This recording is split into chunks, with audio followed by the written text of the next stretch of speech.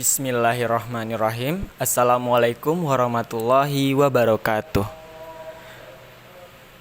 Saya Afik Fauzan dengan NIM 12140312025 yang akan memaparkan materi presentasi pada mata kuliah Teknologi Informasi dan Komunikasi.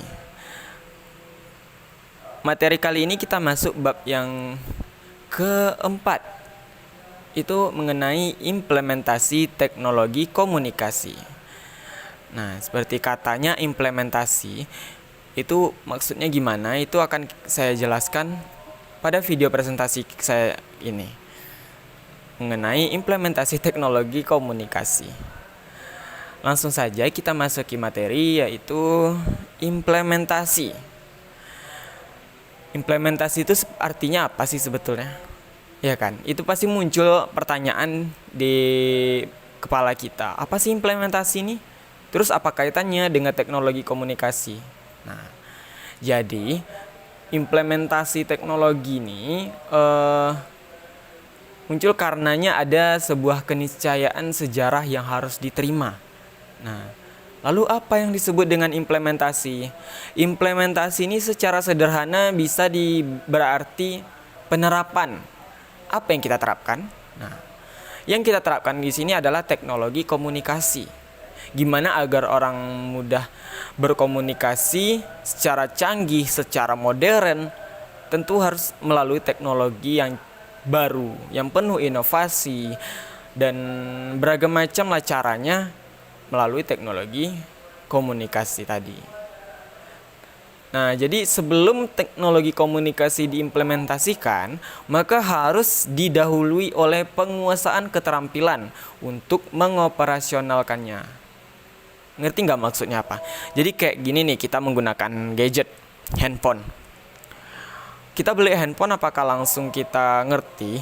Enggak kan? Kita pasti belajar dulu. Ada sebagian orang yang misalnya dia melihat tetangganya punya handphone, tapi dia belum. Dan dia belum mengerti, jadi dia pinjamlah handphone tetangganya. Dikit-dikit dia coba-coba pelajari. Nah, setelah dia paham, pasti dia ingin membeli kan. Nah, itu tadi pasti ada proses sebelum kita mengimplementasikan, menerapkan teknologi tadi di kehidupan kita. Jadi kita harus paham dulu seperti apa, bagaimana menggunakannya. Nah, barulah kita bisa pakai. Selanjutnya yaitu kita masuki bagian pertama tuh ada proses implementasi. Nah, sebelum kita ke implementasi, kita melalui prosesnya dahulu. Prosesnya seperti apa? Nah, di sini dikatakan jika teknologi komunikasi merupakan sebuah proses inovasi, maka implementasinya membutuhkan proses karena tidak mungkin langsung diaplikasikan begitu saja oleh manusia. Nah, benar kan yang saya katakan tadi? Kayak pasti ada prosesnya. Pasti orang bakal belajar dulu. Kayak apapun yang akan kita gunakan di teknologi ke depan tuh pasti kita perlu belajar dulu, perlu memahami dulu ini untuk apa, ini gunanya apa, bagaimana cara menggunakannya. Itu wajib harus kita pelajari terlebih dahulu. Jadi ada model proses inovasi yang pernah dikenalkan oleh Everett M. Rogers pada tahun 1986 dalam Communication Technology: The New Media in Society. Itu ada yang pertama inisiasi dan yang kedua ada implementasi. Inisiasi ini siapa sih sebetulnya? Nah, gini, inisiasi ini artinya sebuah usaha mengumpulkan informasi tentang teknologi komunikasi. Terus kita pahami dengan seksama, lalu kita rencanakan mau mengadopsi itu bagaimana. Kayak kita udah tahu nih informasi tentang iPhone atau apa. Jadi kita pahami dulu secara detail gimananya, baru kita adopsi. Baru kita rencanakan untuk mengadopsi bagaimana. Nah, jadi dalam inisiasi ini ada dua tingkat. Yang pertama tuh ada agenda setting dan yang kedua ada matching. Setting agenda atau agenda setting itu apa sih maksudnya? Jadi munculnya ide untuk mengadopsi teknologi komunikasi demi menyelesaikan permasalahan informasi yang muncul. Jadi kayak gini, kemarin kan sempat ada COVID. Nah, kalau ada COVID, nggak bisa tak belajar tatap muka. Tentu tak bisa belajar dong, tak bisa sekolah. Nah, muncullah penerapan dari pemerintah di setting kalau kita menggunakan online saja, virtual. Kita menggunakan Zoom atau Google Meet. Nah, itu merupakan setting agenda dari proses inisiasi tadi. Lalu ada matching, kecocokan teknologi komunikasi dengan kebutuhan dan kemampuan untuk mengadopsinya. Jadi kayak setelah kita cenderung untuk menerima teknologi komunikasi, terus kita pelajari lebih lanjut, terus kita cari plus minusnya. Nah, tali temalinya antar unsur terkait. Jadi gimana agar kita lebih detail lagi pada matching ini. Apakah kita cocok? Kalau cocok kita angkut. Nah, kalau tak cocok kita tak bisa menggunakannya. Kayak mungkin orang tua lah ya. Orang tua walaupun udah kita ajarin, udah kita apain, kalau memang itu bukan zamannya mereka dan mereka bakal menolak gitu. Aku tak paham gitu. Biarlah tak paham do kata. Nah, itu mereka pasti menolak karena mereka nggak matching dengan teknologi yang baru lagi gitu. Lanjut, difusi inovasi.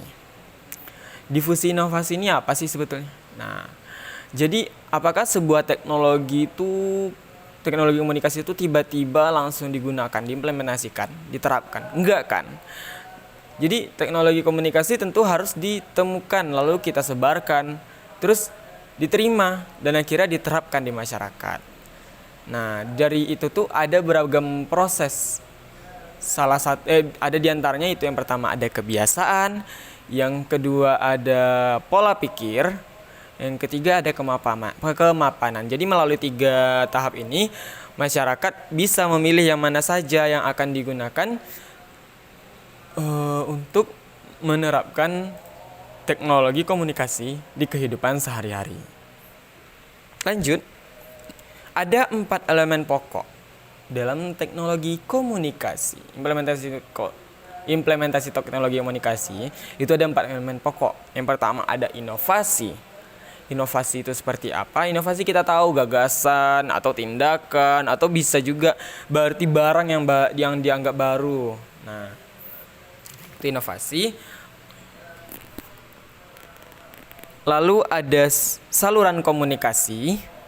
Kemudian ada jangka waktu. Jangka waktu ini apa? Proses keputusan inovasi tadi. Lalu ada sistem sosial. Adalah sekumpulan unit yang berbeda secara fungsional dan terikat dalam kerjasama untuk memecahkan masalah dalam rangka mencapai tujuan bersama. Itu sistem sosial. Lanjut, kita masuk ke bagian proses adopsi teknologi komunikasi. Jadi gimana sih prosesnya sebelum kita mengadopsi teknologi komunikasi ini? Ada dong prosesnya. Nah, seperti ada sih satu hal umum ya yang menjadi penghalang adopsi sebuah inovasi adalah keraguan-keraguan masyarakat. Nah, ini sering nih kayak iku apa kok? Kayak ragu-ragu. Jadi salah takut wah gitu kan. Kayak anggaplah jangan jauh-jauh lah teknologi komunikasi ya. Gas. Gas nih. Gas itu kan termasuk inovasi tuh. Tabung gas yang dulu awal-awal penggunaan gas orang nggak bakal berani semua. Sampai sekarang mungkin ada ya. Jadi ada beberapa orang takut untuk memasang tabung gas ke kompor. Dia takut meledak obeko katakan. Nah, itu proses tadi. Lambat laun mereka akan mengerti cara pemasangannya baik dan benar itu bagaimana dan mereka akan dibimbing atau apa sih namanya? Diberi arahan lah ya, bagaimana cara memasang tabung gas yang baik dan benar. Lalu ada 5 tahap proses adopsi. Yang pertama ada tahap pengetahuan, yang kedua ada tahap persuasi, yang ketiga ada tahap pengambilan keputusan, yang keempat ada tahap implementasi, dan yang kelima ada tahap konfirmasi. Lanjut, kategori adopter. Nah, ini tadi nih.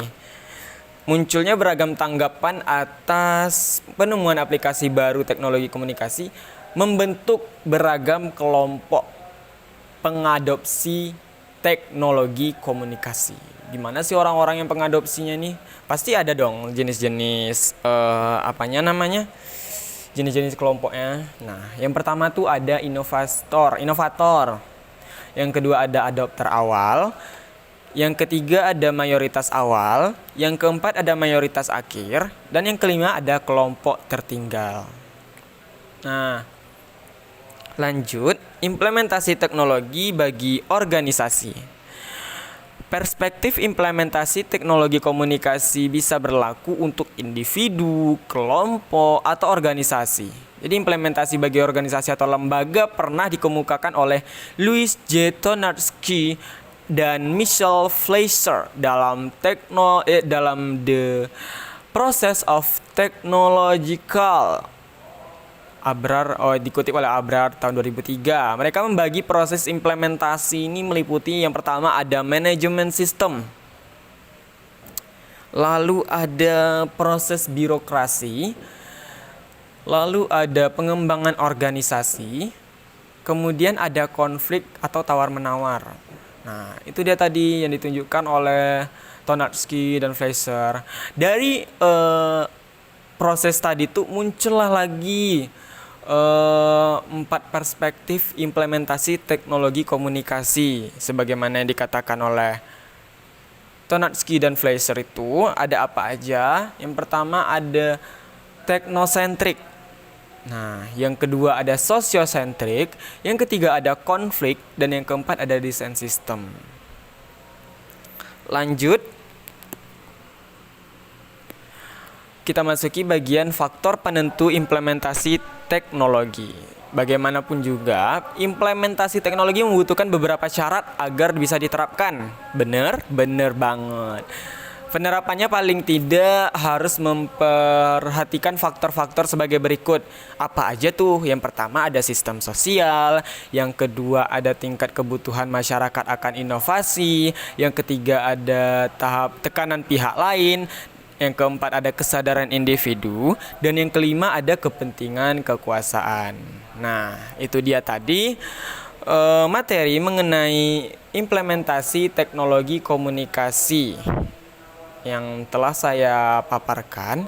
Semoga kita semua dapat memahami materi kali ini dengan baik dan cermat, seperti apa implementasi penerapan teknologi komunikasi di kehidupan sehari-hari. Sekian dari saya, terima kasih atas perhatiannya. Lebih dan kurang mohon dimaafkan.